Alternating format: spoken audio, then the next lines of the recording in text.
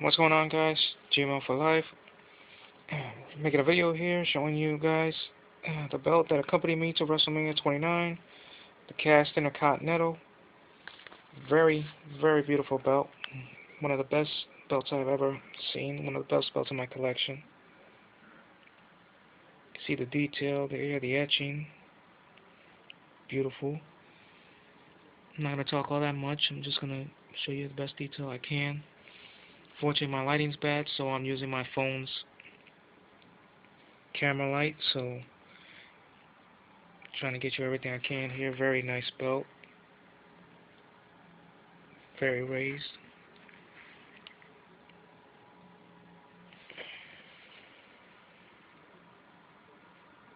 See the stars popping out. I love this belt. The classic IC has always been one of my favorite designs. No matter if it's WWE logo or WWF. Here's getting away, as you can see. More than the Continental's raised. Very nice. Very beautiful. Logo, gold tip. But as I said, this was the belt that I took with me to WrestleMania 29, so I had it before the event. Got it through a trade with a friend. And it's honestly very, very gorgeous.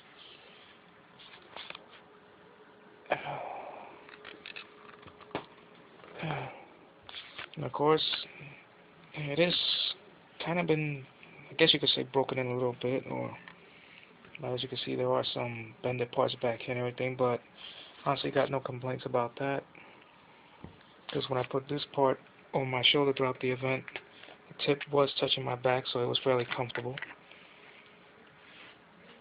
I have no intention of re-leathering this belt for the time being. Leave it like this for now.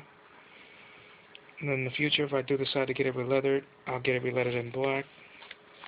So that's my favorite way the IC is. But overall, beautiful belt. As for WrestleMania 29, I know a lot of people have been bashing it, saying it was a bad pay-per-view, that was horrible. A lot of the media bashes it. Also WrestleMania, and also on YouTube. Sorry, they've been bashing the event, but I don't know if it's just me, but maybe because I was there in person, I was with the crowd and everything cheering, I probably enjoyed it a lot more than it was if I had seen it on pay-per-view. Maybe my opinion of it might have been different. I don't know, but honestly, I thought the pay-per-view was perfect. I thought WrestleMania was great. Honestly, there's not one second of it I didn't enjoy. From the Miz versus Wade Barrett to John Cena and The Rock, I thought it was excellent. Now, my view personally of WrestleMania, I was high up. I was around section 350, and I thought my seats were going to be bad. But as soon as I looked down, from when I was sitting, I saw everything. I saw the whole ring. The best way I can explain my view of WrestleMania, let's just say throughout the whole event, it looked like I was watching a bunch of action figures fighting each other. That's how high up I was. But through that, seeing all the pyro, everything going on, I still enjoyed it. I was sitting right behind the Brooklyn Bridge, so I couldn't see the wrestlers walking out. Until they got like halfway through the ramp. That's the best way I could see it. But all in all, I had a great time. And as for this belt, people loved it. As soon as I showed up with it, oh, where did you get this belt? Oh, it's beautiful. That's a beautiful belt. Can I touch it? And thank God nobody asked me to take pictures with it. Nobody asked me to hold it or anything. Just people asked to touch it. The concession stands, even outside. There people kept asking me where in the arena did I buy it, even though I brought this with me. But, well, yeah, great belt. Enjoyed holding it throughout the whole time. And let's move on to this. This is the main souvenir I got for myself at WrestleMania. This is the original program. Now, this thing is enormous. I don't really have nothing much I can compare it with right here. Let me see. If you know, like, the size of the main plate of the IC, look how big the book is. It's huge. It's like 2 graphic novels in one. That's one thing I could say. But let me go into detail about this. for a quick minute, show you guys what it's about. Alright, as you can see, this is the matches. John Cena versus The Rock. Undertaker, CM Punk. Lesnar. Del Rio, Swagger. Ryback and Mark Henry. Sheamus, Randy Orton, Big Show versus Shield.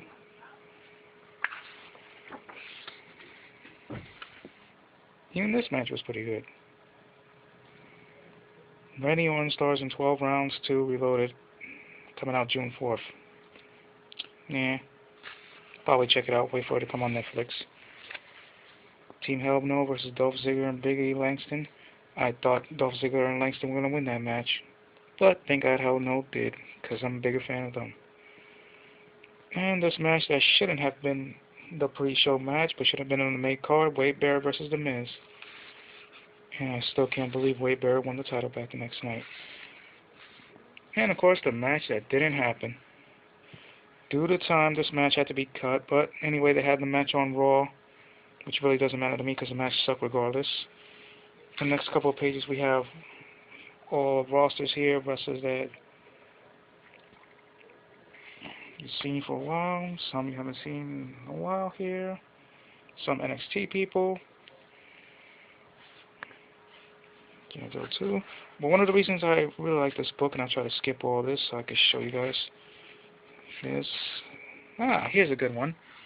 You can't see me without my Fruity Pebbles. And there's a picture of John Cena with Bam Bam. Nice. Very nice. Too bad I can't find this in any supermarket. Just say down here, endorsed by The Rock. That would be perfect. But here's the best part of the booklet. Posters of practically every WrestleMania. Hogan and Andre, even though these two stole the whole show. Oh, yeah.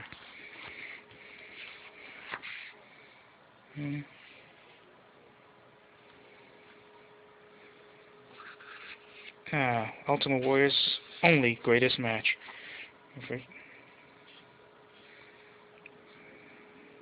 Pain and Gain. This definitely gotta go see this movie. Not just because The Rock is in it, but I've seen the trailer. It looks very good. Alright.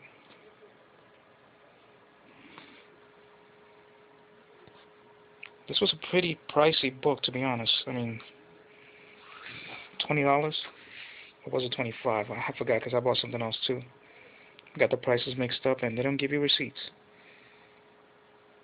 Right? My favorite pay-per-view, WrestleMania 12. Saw that one live. Not in person, but TV was perfectly fine.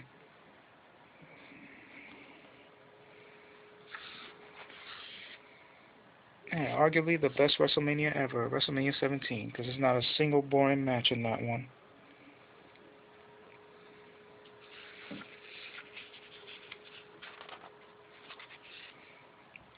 WrestleMania 20.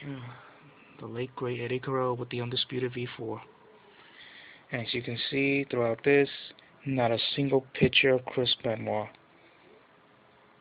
And even though his match was in the opening card, he has the biggest picture on it. Why not Eddie? Why isn't Cena up here and Eddie down here? U.S. title, WWE Championship, come on. I know John Cena's the big man in WWE, but WrestleMania 20, he was still building up. 21 here, I understand. Was that one Edge? Yeah, that was one Edge put Mick Foley to the table. Jesus. Never forget how Triple H looked like that. I'm going to take it with the big gold.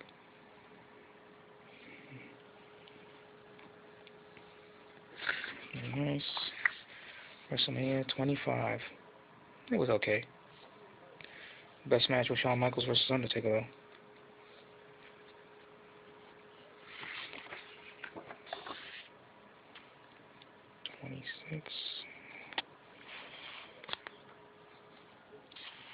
One of my favorites. The official WrestleMania Superstore. Sadly, I wasn't able to get inside that store. The line was at least a block long. But thank God, I didn't want to buy anything. Not even the big logo belt. Even though I did see it there, I had no interest in buying it. Maybe in the future. Even though I just heard the announcement that Figures Inc. is releasing The Rock and John Cena side plates for that belt. Still no interest in wanting it. Look at that. That should have been the outcome of WrestleMania 29. But no. Yet The Rock did get injured in that area.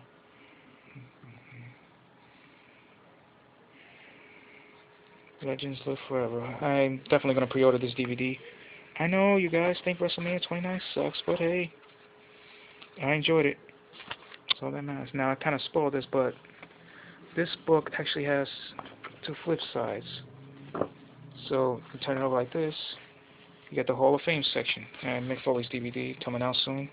Don't know about buying it. The match listing's not that good. Class of 93, Andre the Giant.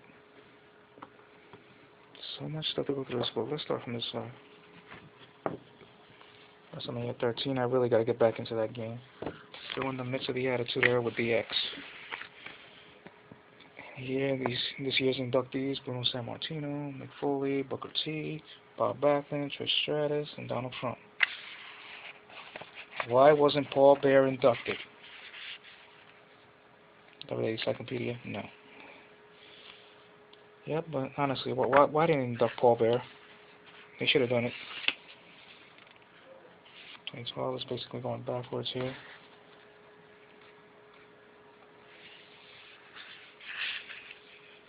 Inducting Shawn Michaels in the same year they induct his ex-girlfriend. Wow.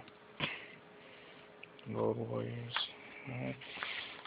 Still not happy about this guy being in the Hall of Fame, but oh well.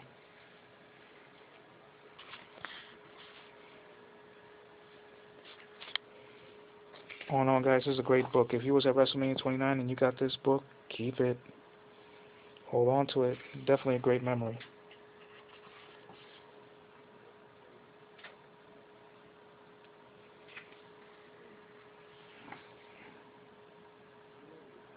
These pictures are great. Some of them are drawn in. Nice. Pedro Morales, one of my favorites. We have Buddy Rogers, the first WWE champion. And here goes the page we had before, which is, well, the main bulk of it is Andre the Giant. All of it is Andre the Giant.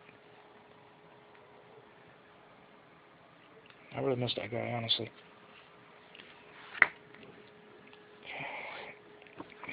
As you can see, double-sided, over, flip it over. Got a Hall of Fame section, another one WrestleMania. Well, no, great souvenir to have. But either way, guys, I really enjoyed WrestleMania 29. Even though a lot of people said it was terrible, my assumption it was good, and I will be pre-ordering the DVD. It was my first ever wrestling event attending live, so, you know, it's special to me, so hopefully it's not the last one. That's for sure. Honestly, I at least got to attend a Raw. If they ever have a Raw in Madison Square Garden again, which they will, I just got to make sure I'm in the right time to buy tickets for that. Even a SmackDown, I don't care. I'd be better off. I really wish they have another Royal Rumble in Madison Square Garden. Definitely like to attend that. Gorgeous belt. I know it kind of clashes with the sheet a little bit, but I know you can see the white clearly. Very nice. Definitely a belt I highly recommend getting. I love this thing. Very nice. As for the results of the match, before I go, John Cena versus The Rock. That was predictable. People knew John Cena was going to win that match because of the fact that The Rock has got to do movies and they need a champion to be in tours coming up. So, of course, why not pick John Cena? I'm very happy The Undertaker beat CM Punk. I would have accepted if CM Punk beat The Undertaker, but honestly, nah. Nah, after everything they did with the whole dismissing Paul Bearer like that. using his death as a storyline with the whole urn and everything. I didn't approve of CM Punk being the one beating the Undertaker. It shouldn't have been like that. I just hope that next year it's not John Cena versus the Undertaker, because if it is, and John Cena ends the streak, I'm saying this right now, if John Cena is the one that ends Undertaker's streak, I'm done watching WWE. The only way I watch WWE is anything before 2014. Anything after that, forget it. I'll just keep watching classes on demand or buy any DVDs that have any classic material. But anything after 2014, WrestleMania 2014 anyway, if John Cena turns out to end the Undertaker streak, I'm done watching WWE from then on. Stick with watching TNA. Besides on classes on demand, I seem to find myself watching the history of ECW more than anything else. And the Attitude Era. But anyway, guys, that's it from me. Had a great time WrestleMania 29. We'll be pre-ordering the DVD and see if anything else comes out. I know Best of War Games is coming out. In Your House, I'm not really all that much interested in it. I heard that a Mid-South DVD might be in the works. Let's see. Other than that, let's find out what happens, guys. Got a couple more belt videos coming in the next couple of weeks of belts I already have. I don't exactly have to wait for them or anything, including of the my new Real Big Gold from Championship Gold. I'll be showing that soon. So all you guys take care, comment, subscribe, and let me know what you guys thought of WrestleMania 29. Okay? All right, guys. Take care.